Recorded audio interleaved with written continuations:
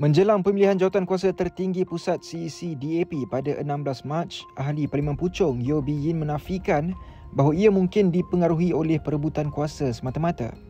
Beliau yang juga timbalan Ketua Wanita DAP sebaliknya menyifatkan pemilihan kali ini sebagai pertandingan sihat dan sebahagian daripada proses biasa dalam parti politik.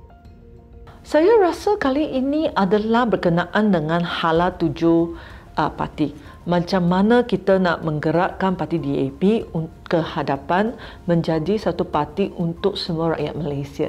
Di mana memang kita ada fikiran yang berbeza. Hala tuju, mungkin pandangan pemimpin ini adalah hala tuju seperti ini, pandangan pemimpin adalah hala tuju ini.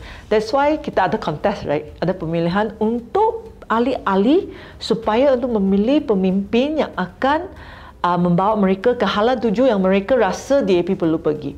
Yang paling penting ialah selepas pemilihan ini, parti DAP tetap akan united dan juga parti DAP tetap akan jadi suara untuk semua rakyat Malaysia. Seramai 70 calon akan bertanding bagi merebut jawatan dalam pemilihan jawatankuasa eksekutif pusat CEC sempena Kongres Kebangsaan DAP ke-18 pada 16 Mac ini.